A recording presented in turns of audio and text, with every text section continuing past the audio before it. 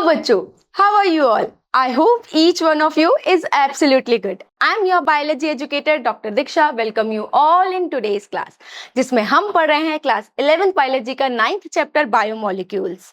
Part 1, part 2, part 3, part 4, part 5 हम complete कर चुके हैं, जिसमें हमने डिफरेंट मैक्रोमोलिक्यूल्स के बारे में पढ़ा। Protein, carbohydrate, lipid, nucleic acid और बहुत कुछ एंजाइम के बारे में पढ़ चुके हैं। अब हम देख रहे हैं पार्ट 6, जिसमें हम पढ़ेंगे एंजाइम के बारे में, यानी नेचर ऑफ एंजाइम एक्शन और फैक्टर अफेक्टिंग एंजाइम। तो चलो स्टार्ट करते हैं। इस चैप्टर की बात करें बच्चों, तो इस चैप्टर में मेजर 6 टॉपिक हैं। पहला है एनालिसिस ऑफ केमिकल कंपोजिशन, जिसमें हम ये पढ़ते हैं कि सेल किन किन एलिमेंट से मिलकर बनी है। यही एलिमेंट्स क्या करते हैं? बायोमोलिक्यूल्स बनाते हैं ना, याद आ रहा है? इन्हीं बायोमोलिक्यूल्स को क्या बोला जाता है? ऑर्गेनिक कंपाउंड बोला जाता है। ये सब कुछ हम पढ़ चुके हैं। बायोमोलिक्यूल्स दो तरीके के होते हैं, मैक्रोमोलिक्यूल्स और माइक्रोमोलिक्यूल्स। फिर हमने प्राइमरी मेटाबोलाइट्स और सेकेंडरी मेटाबोलाइट्स के बारे में पढ़ा।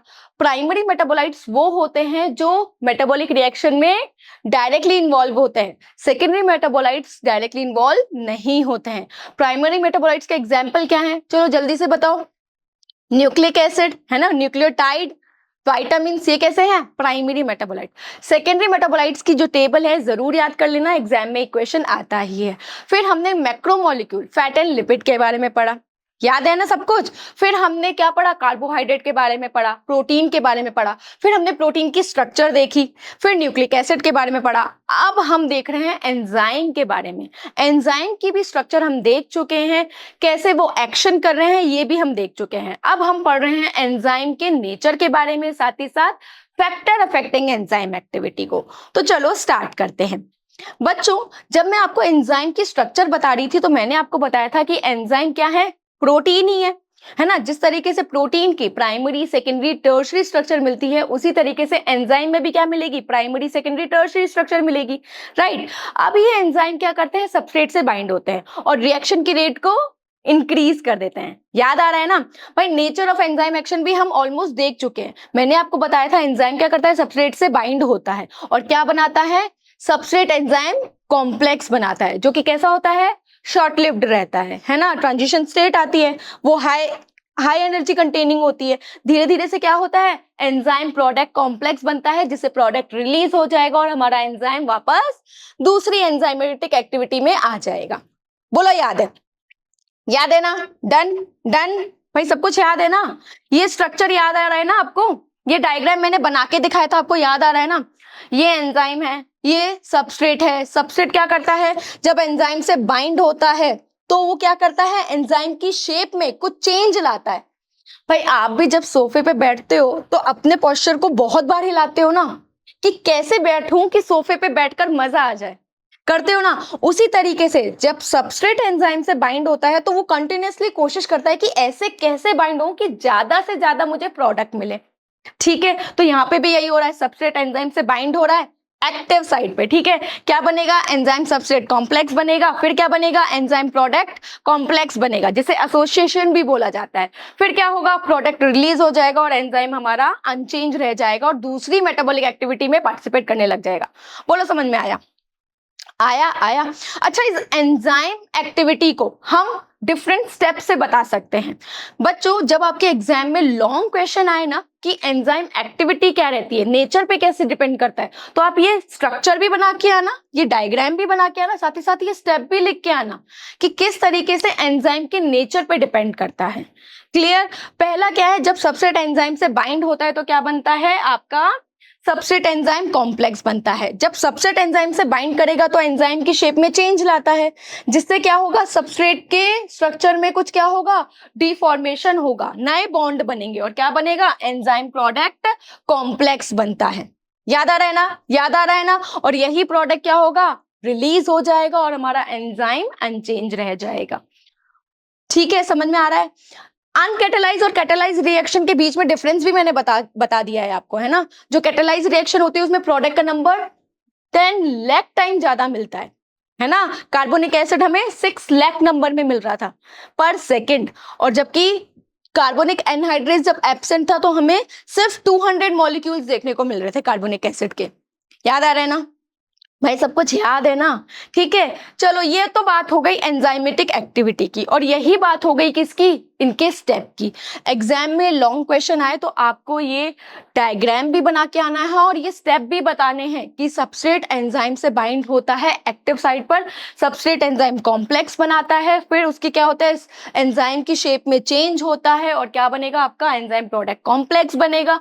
ये कॉम्प्लेक्स प्रोडक्ट को अलग कर देता है और हमारा एंजाइम वापस रिलीज हो जाता है। ठीक है, अच्छा ये तो बात हो गई एंजाइम एक्टिविटी की और नेचर ऑफ एंजाइम एक्शन की। अब बात करें फैक्टर अफेक्टिंग एंजाइम मैकेनिज्म। बच्चों, हमारे आसपास या हमारी बॉडी के अंदर भी ऐसे कुछ फैक्टर्स हैं जो एंजाइम की एक्टिविटी को अफेक्ट कर देते हैं, है ना? कुछ फैक्टर की बात करूं जैसे टेम्परेचर, पीएच, ये क्या करते हैं? एंजाइम की टर्शरी स्ट्रक्चर को चेंज कर देते हैं। भाई जो एंजाइम है वो टर्शरी फॉर्म में ही काम करता है ना, टर्शरी स्ट्रक्चर 3D फॉर्म में ही काम करता है ना। अब वही चेंज हो गई तो क्या सबस्ट्रेट उससे बाइंड कर पाएगा? नहीं कर पाएगा। तो टेम्परेचर, पीएच को चेंज करते हैं तो क्या होगा? इसकी टर्शरी स्ट्रक्चर चेंज हो जाएगी। बात करें कुछ फैक्टर जैसे concentration of substrate, concentration of enzyme, या कुछ केमिकल्स की बात करूं तो ये क्या करते हैं? प्रोसेस को कंट्रोल करते हैं कि प्रोसेस हाई स्पीड से होगी, लो स्पीड से होगी। ठीक है, तो वन बाय वन हम इन फैक्टर्स को पढ़ेंगे। पहला क्या लेते हैं? टेम्परेचर और पीएच। टेम्परेचर, पीएच की बात करें बच्चों, हमारी बॉडी में जो एंजाइम है, बायोकैटालिस्ट है, वो एक ऑप्टिमम पीएच और ऑप्टिमम टेम्परेचर पे ही काम करते हैं, है ना? भाई रेंज होता है ना। क्यों रेंज होता है? क्योंकि हमारी बॉडी का टेम्परेचर क्या है? कांस्टेंट है, 37 डिग्री सेंटीग्रेड है। तो उसी में ही एक स्पेसिफिक टेम्परेचर पीएच पे ही काम करेंगे, जिसको क्या बोला जाता है? ऑप्टिमम पीएच, ऑप्टिमम टेम्परेचर बोला जाता है। क्या बोला जाता है? ऑप्टिमम टेम्परेचर, ऑप्टिमम पीएच बोला जाता है। क्लियर हुई? कितना रहता है optimum temperature pH? 20 degree centigrade से लेकर 35 डिग्री सेंटीग्रेड तक रहता है।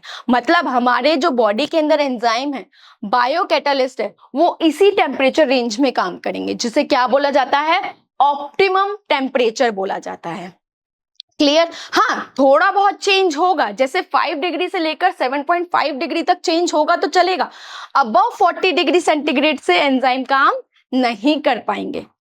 बता चुकी हूं मैं आपको, है ना भाई? स्पेसिफिक रेंज रहती है जिसे ऑप्टिमम टेम्परेचर, ऑप्टिमम पीएच बोला जाता है, इसी रेंज में काम करते हैं। थोड़ा बहुत फ्लक्चुएशन होगा तो चलेगा, बट ज्यादा ही कुछ हो गया, अबव 40 डिग्री से हो गया, तो वो काम नहीं कर पाएंगे। क्यों? क्योंकि भाई उनकी टर्शरी स्ट्रक्चर चेंज हो जाएगी ना। भाई इस चीज को मैं ग्राफ से समझा सकती हूँ, है ना? ग्राफ बना के देखूं टेम्परेचर, पीएच का, तो ये है आपका क्या? X axis. ये क्या है? Y axis. ठीक है, एक्स एक्सिस पे क्या बनाती हूं? टेम्परेचर बताती हूं, टेम्परेचर। ठीक है, और ये क्या है आपका? Enzyme activity.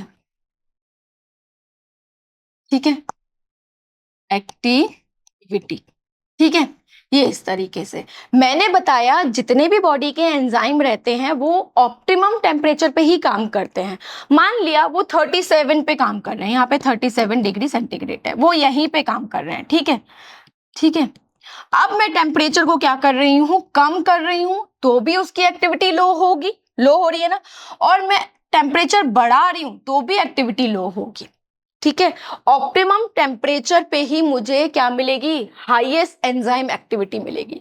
ठीक है, यहाँ पे 37 पे ही मिलेगी। इससे बढ़ाते जाओगे तो भी क्या होगा? एंजाइम एक्टिविटी कम होती चली जाएगी। ठीक है, क्यों? क्योंकि टेम्परेचर बढ़ाने पर क्या होगा? टर्शरी स्ट्रक्चर ब्रेक होने लग जाती है। एंजाइम हमारे कैसे होते हैं? डीनेचर होने लग जाते हैं। डीनेचर मतलब भाई प्रोटीन किससे ही बने हैं ना, एंजाइम किससे मिलकर बने हुए हैं? प्रोटीन से मिलकर बने हुए हैं। टेम्परेचर बढ़ाने पर इनकी स्ट्रक्चर ब्रेक होने लग जाती है, जिसे डीनेचर बोला जाता है। ठीक है, बात करूं मैं पीएच की, है ना? पीएच के बारे में बताऊं तो ये मैंने पीएच ले लिया एक्स एक्सिस पर इस तरीके से। यहां पे मैंने एंजाइम एक्टिविटी ले ली, एंजाइम एक्टिविटी ले ली। ठीक है, ये एंजाइम एक्टिविटी है। ठीक है, मान लिया मेरे बॉडी का जो पीएच है वो 7 है और वो उसी पे ही सारे एंजाइम काम कर रहे हैं। यहाँ पे 7 है, ठीक है, यहाँ पे ये काम कर रहे हैं। जब मैं पीएच को बढ़ा रही हूं तो भी एक्टिविटी कम हो जाएगी एंजाइम की, और जब पीएच को मैं घटा रही हूं तो भी एक्टिविटी कम हो जाएगी। ठीक है, मैक्सिमम मुझे 7 पीएच पे ही क्या दिखाई देगी? मैक्सिमम एक्टिविटी दिखाई देगी। क्लियर? क्लियर, समझ में आ गया? टेम्परेचर बढ़ाओगे, पीएच बढ़ाओगे तो एक्टिविटी कम होती चली जाएगी। ऑप्टिमम टेम्परेचर पर, ऑप्टिमम पीएच पे ही मुझे क्या मिलेगी?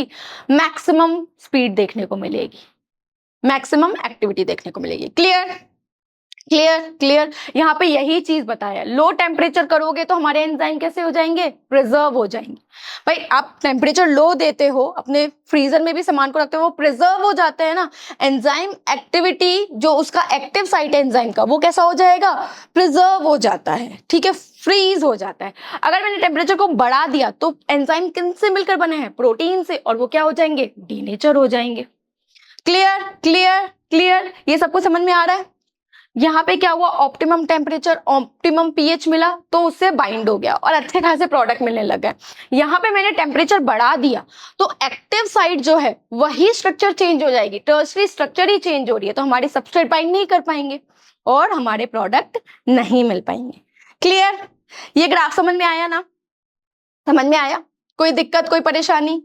ठीक है, ऑप्टिमम टेम्परेचर, ऑप्टिमम पीएच पे ही हमें मैक्सिमम एक्टिविटी देखने को मिलती है। कम करोगे तो भी दिक्कत है, ज्यादा करोगे तो भी दिक्कत है। ठीक है, क्लियर। आगे हम फैक्टर की बात करें, सबस्ट्रेट कंसंट्रेशन। सबस्ट्रेट कंसंट्रेशन को मैं एक डायग्राम से समझाती हूँ। चलो, मान लो ये कंटेनर में मेरे एंजाइम्स हैं। क्या है? एंजाइम्स हैं। बहुत सारे एंजाइम ले लिए मैंने, ठीक है, एंजाइम्स हैं, बहुत सारे एंजाइम्स हैं, ठीक है। अब मैं क्या कर रही हूं, यहां ऊपर से सबस्ट्रेट डाल रही हूं, सबस्ट्रेट डाल रही हूं। तीन कंडीशन लेती हूं, पहला है लो कंसंट्रेशन, दूसरा है सफिशिएंट कंसंट्रेशन में, और थर्ड है आपका हाईएस्ट कंसंट्रेशन में ले रही हूं, हाई कंसंट्रेशन, ठीक है, हाई कंसंट्रेशन में ले रही हूं, ठीक है। ये तीन कंडीशन मैंने रखी।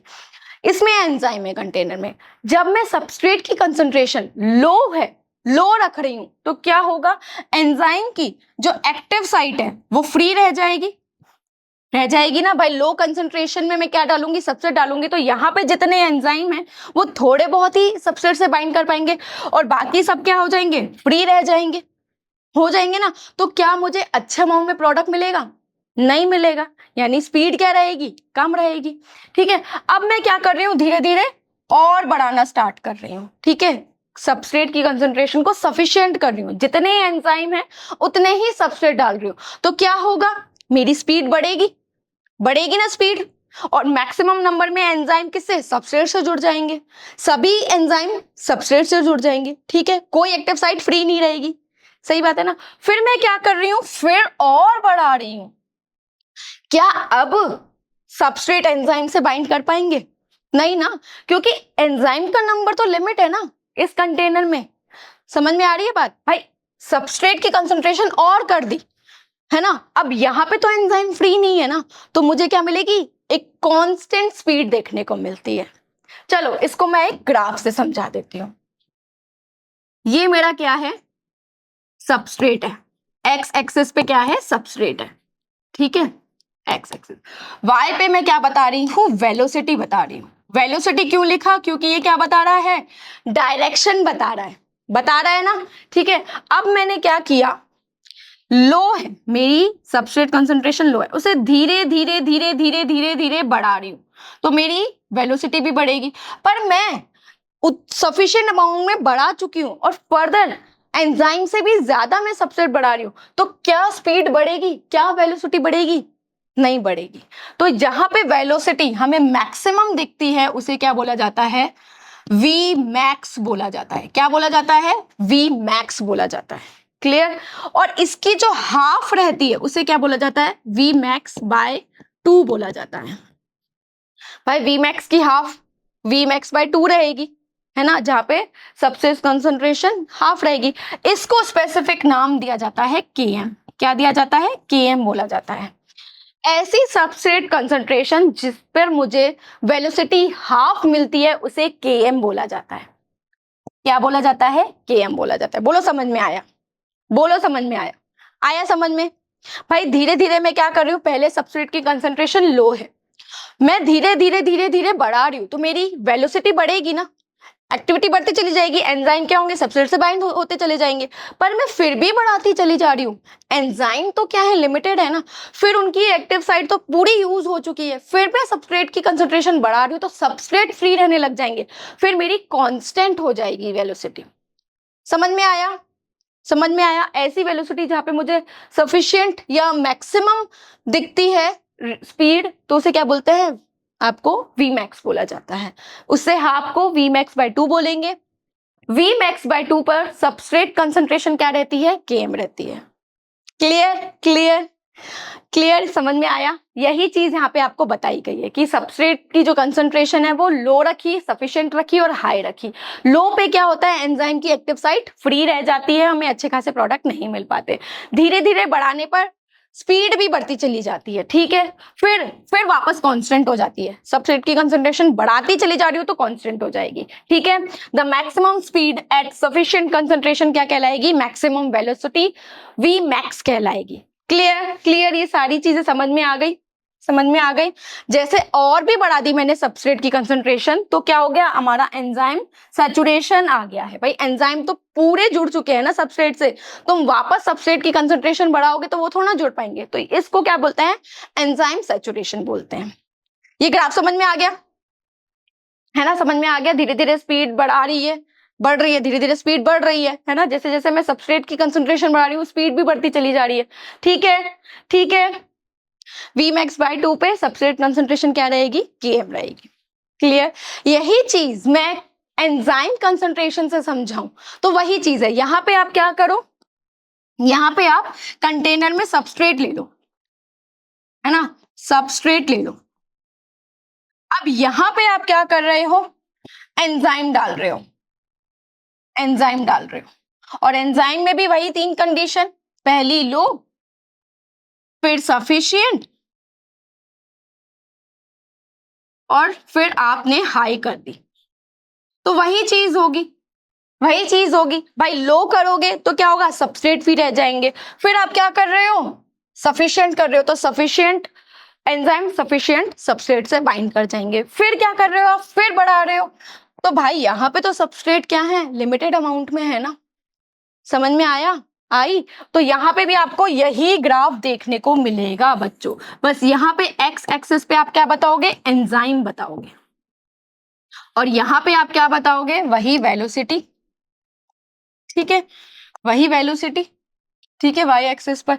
धीरे धीरे एंजाइम का कंसंट्रेशन बढ़ाने पर हमारी स्पीड भी बढ़ती है, ठीक है, और यहाँ पे मुझे क्या मिलेगा, वी मैक्स देखने को मिलेगा, ठीक है, और ये क्या रहेगा, वी मैक्स बाय 2 रहेगा। यहाँ पे एंजाइम की कंसंट्रेशन हाफ है। Clear? Clear? Clear? V max by 2 वही चीज है। तो यहीं पे आपको बताया गया, the speed of enzyme reaction is proportional to enzyme concentration as per sufficient substrate concentration. भाई एक्शन स्पीड बढ़ रहा है जैसे जैसे मैं एंजाइम की कंसंट्रेशन बढ़ा रही हूं, पर कब तक, जब तक सफिशिएंट सबस्ट्रेट कंसंट्रेशन है। समझ में आया? उसके बाद क्या हो जाएगी, कांस्टेंट हो जाएगी। क्लियर? क्लियर? 1 मार्क क्वेश्चन आ सकता है, बढ़िया ना? समझ में आया? आगे हम बात करें बच्चों केमिकल्स की, ऐसे केमिकल्स जो एंजाइम की एक्टिविटी को इनहिबिट कर देते हैं, कम कर देते हैं, उनकी एक्टिविटी को अफेक्ट कर देते हैं, उन्हें इनहिबिटर बोला जाता है। क्या बोला जाता है, इनहिबिटर बोला जाता है, ठीक है। The activity of enzyme is sensitive to the presence of specific chemical. Nature में कुछ ऐसे केमिकल्स भी रहते हैं जो एंजाइम की एक्टिविटी को अफेक्ट कर देते हैं, इनहिबिट कर देते हैं, उन्हें इनहिबिटर बोला जाता है या एंजाइम इनहिबिटर बोला जाता है, ठीक है। जैसे मैं बात करूं इनहिबिटर की तो ये 2 तरीके के होते हैं, कॉम्पिटिटिव, नॉन कॉम्पिटिटिव। कॉम्पिटिटिव मतलब जो कॉम्पिटिशन रखेंगे, किससे, सबस्ट्रेट से। नॉन कॉम्पिटिटिव में वो आ जाएंगे जिनके पास कोई कॉम्पिटिशन नहीं है पर वो फिक्स हो जाते हैं एंजाइम पर। पहले पढ़ते हैं कॉम्पिटिटिव। कॉम्पिटिटिव में क्या है, जो केमिकल्स हैं उनकी स्ट्रक्चर किससे सिमिलर है, सबस्ट्रेट मॉलिक्यूल से। भाई बिल्कुल सेम दिख रहे हैं, सेम दिख रहे हैं तो एंजाइम भी कंफ्यूज हो जाएगा, मैं किससे बाइंड करूं, इस केमिकल इनहिबिटर से बाइंड करूं या मैं सबस्ट्रेट से बाइंड करूं, तो इनके बीच में कंपटीशन हो जाएगा ना।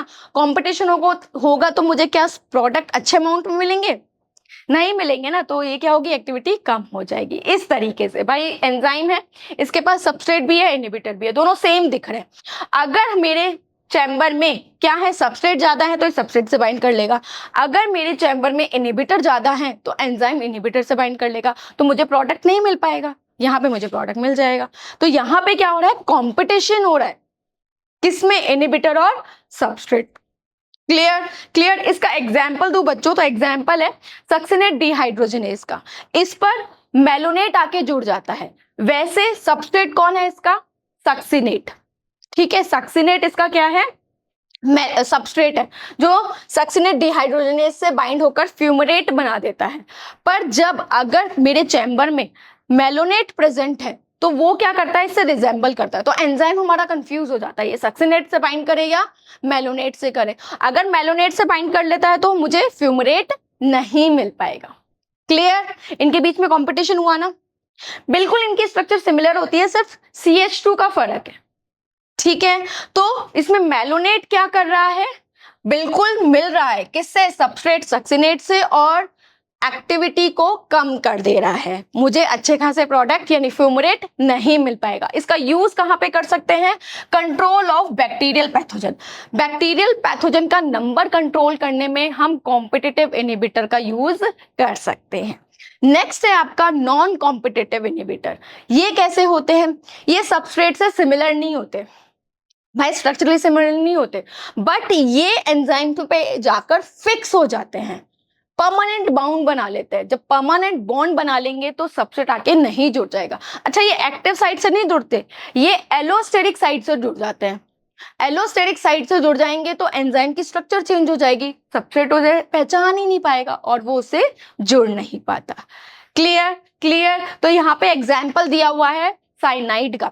अगर आसपास के इन्वायरमेंट में साइनाइड ज्यादा है तो साइटोक्रोम ऑक्सीडेज से जुड़ जाता है, जिससे रेस्पिरेशन की रेट गिर जाती है, ठीक है। तो साइनाइड आपका कैसा हो गया, नॉन कॉम्पिटिटिव इनहिबिटर हो गया, ठीक है ठीक है। ये कंपटीशन नहीं कर रहा किसी से, बस ये क्या है, परमानेंटली जुड़ जाता है एंजाइम से। कौन से एंजाइम से, साइटोक्रोम ऑक्सीडेज से।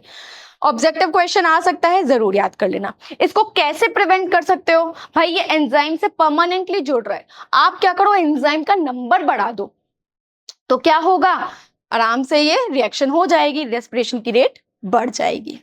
Clear clear. भाई वहां पे कॉम्पिटिटिव में क्या एग्जांपल था, मेलोनेट। मेलोनेट किसकी तरह दिख रहा है, सक्सिनेट की तरह। सक्सिनेट डिहाइड्रोजनेज से जुड़ जाता है और क्या करेगा, कंपटीशन करेगा। यहाँ पे क्या एग्जांपल है नॉन कॉम्पिटिटिव का, साइनाइड, जो कि साइटोक्रोम ऑक्सीडेज से जुड़ जाता है और परमानेंटली जुड़ जाता है। परमानेंटली जुड़ जाएगा तो उसकी साइट एक्टिव नहीं रहती, एलोस्टेरिक साइट से जुड़ता है साइनाइड, ठीक है। तो उसकी स्ट्रक्चर चेंज हो जाएगी, जिससे आपका सबस्ट्रेट बाइंड नहीं कर पाएगा, रेस्पिरेशन की रेट कम हो जाएगी। कैसे प्रिवेंट कर सकते हो, आप एंजाइम का नंबर बढ़ाकर इसे प्रिवेंट कर सकते हो, रेस्पिरेशन की रेट वापस बढ़ जाएगी। बोलो समझ में आया, समझ में आया। तो आज के इस लेक्चर में बच्चों हमने क्या देखा, हमने नेचर ऑफ एंजाइम एक्शन देखा कि किस तरीके से एंजाइम सबस्ट्रेट से बाइंड होकर सबस्ट्रेट एंजाइम कॉम्प्लेक्स बना रहा है, फिर वो सबस्ट्रेट प्रोडक्ट एसोसिएशन बना रहा है और हमारा प्रोडक्ट रिलीज हो जा रहा है। फिर हमने फैक्टर्स देखे कि कौन कौन से फैक्टर एंजाइम की एक्टिविटी को अफेक्ट कर रहे हैं, जिसमें हमने टेम्परेचर, पीएच पढ़ा, concentration of substrate, concentration of enzyme पढ़ा, और साथ ही साथ हमने कुछ केमिकल्स के बारे में देखा। ये केमिकल्स क्या करते हैं, या तो उसकी स्पीड को कम कर देते हैं, इसी वजह से इन्हें इनहिबिटर बोला जाता है। ये दो तरीके के होते हैं, कॉम्पिटिटिव और नॉन कॉम्पिटिटिव। कॉम्पिटिटिव वो होते हैं जिनकी स्ट्रक्चर सबस्ट्रेट से मिलती है, तो ये कॉम्पिटिशन करेंगे एंजाइम से बाइंड करने के लिए। दूसरा है नॉन कॉम्पिटिटिव, ये क्या करते हैं, कंपटीशन नहीं करते, ये क्या करते हैं, ये परमानेंटली एंजाइम से जुड़ जाएंगे और उस क्या करेंगे, रिएक्शन की रेट को कम कर देंगे। कैसे प्रिवेंट कर सकते हो, एंजाइम का नंबर बढ़ा के। समझ में आया आया। तो चलो कुछ क्वेश्चंस कर लेते हैं। पहला क्वेश्चन क्या है, competitive inhibitors are used to control, कहां यूज करते हैं, पैथोजन, बैक्टीरियल पैथोजन को कंट्रोल करने में। Clear. Next question, the functioning of enzymes depend on, कहाँ किस पे डिपेंड कर रही थी? एक तो नेचर ऑफ एंजाइम पे, साथ ही साथ सबस्ट्रेट के नेचर पे भी डिपेंड कर रही थी। तो ऑप्शन ए भी सही है, ऑप्शन बी भी सही है। Correct answer is option C. By both A and B is correct. Clear. Next question, substrate molecules do not bind to all the active sites on the surface of enzyme molecules. This lead to the speed of enzyme action at lower concentration. है ना भाई, लो हो रही है, क्यों? क्योंकि क्या है, सबस्ट्रेट की कंसंट्रेशन भी लो है। ठीक है भाई, सारे सबस्ट्रेट एंजाइम से नहीं जुड़ पा रहे, एक्टिव साइट फ्री रह पा रही है, क्यों? क्योंकि सबस्ट्रेट की कंसंट्रेशन उतनी है ही नहीं। ठीक है ना। Next question, the optimum temperature for enzyme activity is, कितना है? 20 से लेके 35। ठीक है, 20 डिग्री सेंटीग्रेड से लेकर 35 डिग्री सेंटीग्रेड तक क्या है? ऑप्टिमम टेम्परेचर है, जिसपे हमारी बॉडी के एंजाइम बायोकैटालिस्ट काम करते हैं। अबव 40 कर दोगे तो ये बिल्कुल डीनेचर हो जाते हैं। ठीक है। Next question, at concentrations greater than a certain concentration of substrate the rate of reaction is. भाई ग्रेटर कर दी, तुमने क्या किया? कंसंट्रेशन बढ़ा दी सबस्ट्रेट की, है ना, सफिशिएंट से भी ज्यादा कर ली, तो वो कैसी हो जाएगी रिएक्शन की रेट? कांस्टेंट हो जाएगी। क्लियर? ये ग्राफ याद आ रहा है ना? इस तरीके से यहां पे क्या हुई? कांस्टेंट हो गई, ये Vmax है। Clear. Next question, non-competitive inhibition can be prevented by increasing the amount of enzyme. सही बात है ना भाई, तुम एंजाइम का नंबर बढ़ा दोगे तो क्या होगा? एंजाइम ज्यादा दिख जाएंगे आपको और सबस्ट्रेट आके उससे जुड़ जाएगा। क्लियर? तो स्टेटमेंट इज ट्रू। ये है आज का लेक्चर, जिसमें हमने नेचर ऑफ एंजाइम एक्शन देखा, फैक्टर अफेक्टिंग एंजाइम एक्टिविटी देखा। Thank you so much for watching.